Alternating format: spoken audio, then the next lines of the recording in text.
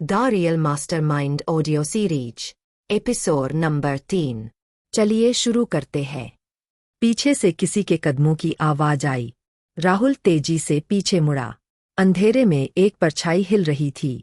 उसने टॉर्च जलाकर देखा। वह कोई अनजान आदमी था जिसकी आंखों में डर समाया हुआ था। कौन हो तुम? राहुल ने पूछा।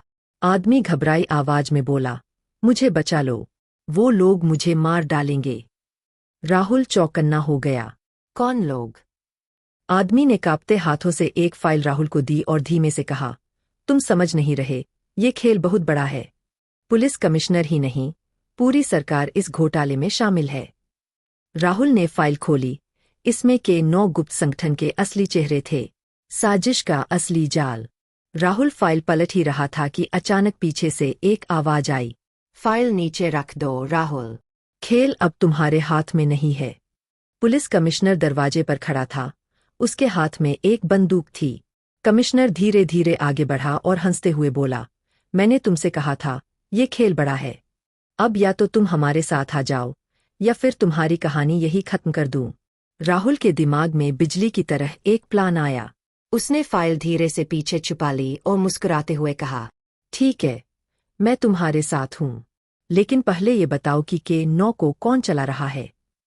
कमिश्नर ने ठहाका लगाया, तुम सच में बहुत चालाक हो राहुल, लेकिन तुम जो जानना चाहते हो वो इतनी आसानी से नहीं मिलेगा। तभी तहखाने के बाहर पुलिस की गाड़ियां रुकने की आवाज आई। अंतिम जाल, राहुल का मास्टर प्लान। कमिश्नर चौकन्ना हो गया। ये क्या हो रहा है? राहुल ने मुस्कुराकर कहा, तुम समझदार हो, लेकिन मैं तुमसे 2 कदम आगे हूं। तुम्हारी सारी बातें मैंने लाइव रिकॉर्ड कर ली है और यह सबूत सीधे स्पेशल क्राइम ब्रांच को भेज चुका हूं। कमिश्नर गुस्से से तिलमिला उठा। तुमने बहुत बड़ी गलती कर दी राहुल। तभी दरवाजा तोड़कर पुलिस अंदर घुसी।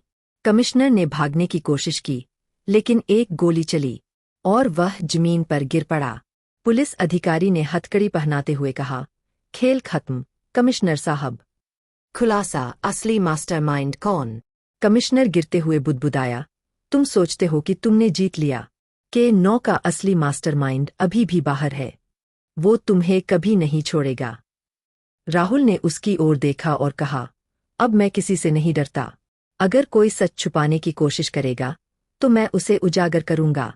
लेकिन जैसे ही राहुल होटल से बाहर निकला, उसके फोन पर एक नया मैसेज आया। तुमने सिर्फ एक प्यादे को गिराया है, राजा अब भी बचा हुआ है। खेल खत्म नहीं हुआ राहुल, अब असली लड़ाई शुरू होगी। राहुल ने मैसेज पढ़कर आसमान की ओर देखा। वह जानता था कि उसकी लड़ाई अभी खत्म नहीं हुई है। राहुल का दिल जोर से धड़क उठा। अगर पुलिस कमिश्नर सिर्फ एक मोहरा था, तो असली मास्टरमाइंड कौन था? उसने तुरंत अपने हैकर दोस्त विवेक को कॉल किया। मुझे इस मैसेज का सोर्स ट्रेस करना है, ये बहुत जरूरी है। विवेक कुछ देर चुप रहा, फिर बोला, मैसेज एक बहुत सिक्योर नेटवर्क से भेजा गया है, लेकिन एक चीज अजीब है।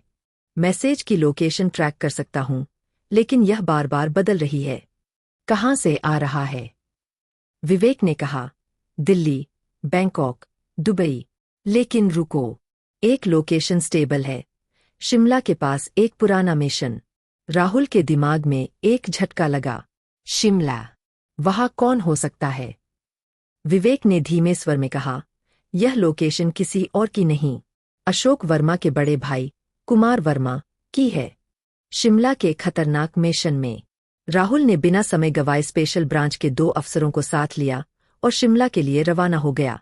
रास्ते में उसने सिया को फोन किया, मैं एक बहुत बड़े सच के करीब हूं। अगर मुझे कुछ हो जाए तो विवेक से संपर्क करना। सिया घबराई, भैया यह मत कहो, पहले ही बहुत कुछ हो चुका है। राहुल ने गहरी सांस ली, बस प्रार्थना करो कि इस बार सच की जीत हो। रात के 2 बजे वे शिमला के एक पुराने मिशन के पास पहुंचे। जगह सुनसान थी, चारों ओर घना जंगल और कोहरे से ढकी सड़कें। क्या तुम लोग तैयार हो? राहुल ने पुलिस टीम से पूछा। हाँ, लेकिन हमें सतर्क रहना होगा, ये लोग बहुत खतरनाक है।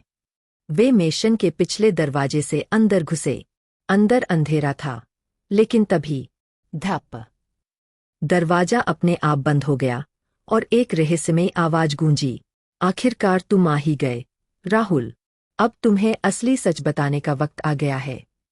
राहुल और टीम ने चारों ओर टॉर्च घुमाई, लेकिन कोई नजर नहीं आ रहा था। अचानक सामने की दीवार पर एक प्रोजेक्टर चालू हो गया। स्क्रीन पर एक पुराना वीडियो चला। अशोक वर्मा अपने भाई कुमार वर्मा से बात कर रहा था। अशोक, क्या तुम्हें यकीन है कि यह सब काम कर जाएगा? कुमार, अगर कोई भी हमारे प्लान के करीब आया तो उसे खत्म कर दिया जाएगा। इस देश के सबसे ताकतवर लोग हमारे साथ हैं। कोई हमें रोक नहीं सकता। राहुल को एक और झटका लगा जब स्क्रीन पर प्रधानमंत्री के सबसे करीबी नेता, पुलिस कमिश्नर और कुछ बड़े बिजनेसमैन भी नजर आए। यानी कि न सिर्फ एक गैंग नहीं, बल्कि देश की सत्ता तक फैला हुआ एक पूरा जाल था। राहुल को समझ में आ गया कि यह खेल उससे भी बड़ा था जितना वह सोच रहा था। तभी अचानक पीछे से किसी ने उस पर बंदूक तान दी। बहुत हो गया राहुल, अब तुम्हारा खेल खत्म। राहुल ने धीरे से पीछे मुड़कर देखा और वहां खड़ा था पुलिस कमिश्नर। लेकिन तुम तो गिरफ्तार हो चुके थे। राहुल ने हैरानी से पूछा। कमिश्नर हंसा। तुम अब भी समझ नहीं रहे राहुल, मैं सिर्फ एक चेहरा था। असली मास्टरमाइंड अब भी पर्दे के पीछे है। और अब तुम्हारी कहानी यही खत्म होती है। एस्टरिस्क। तभी एक गोली चली। धायन। और राहुल की आंखों के सामने अंधेरा छा गया। लेकिन अगले ही पल आह! गिरने की आवाज आई, लेकिन राहुल नहीं, बल्कि पुलिस कमिश्नर जमीन पर गिरा पड़ा था। राहुल ने चौंक कर देखा।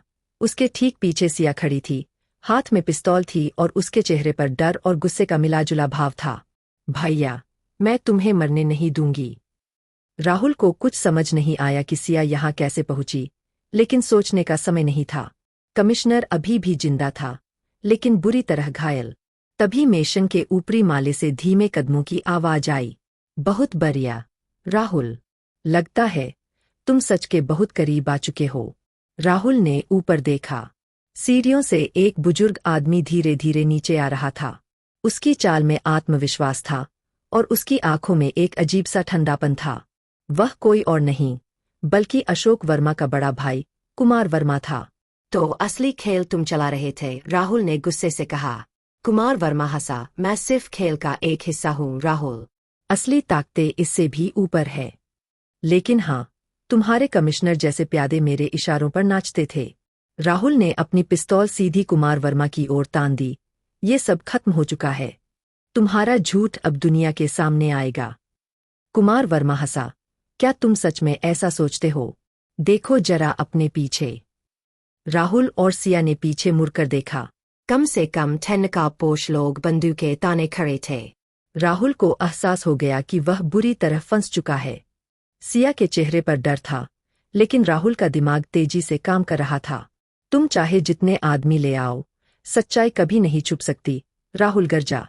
कुमार वर्मा मुस्कुराया। सच वही होता है जो लोग मानते हैं राहुल, और तुम अब जिंदा नहीं रहोगे इसे बताने के लिए।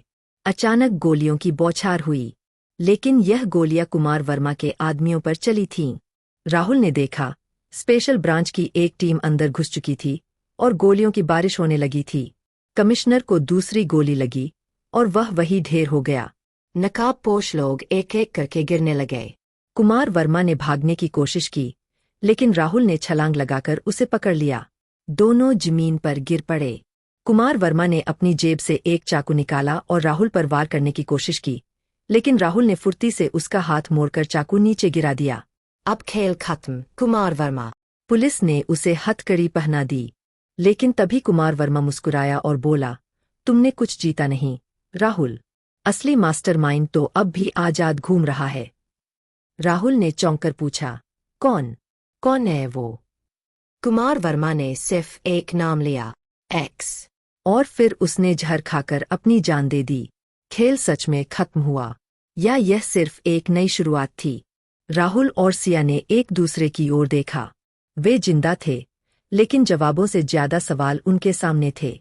के 9 गिर चुका था, लेकिन एक्स कौन था? क्या यह खेल अब भी जारी था? अगला एपिसोड सुनने के लिए हमारे चैनल मिनी स्टोरी टेलर को अभी सब्सक्राइब करें।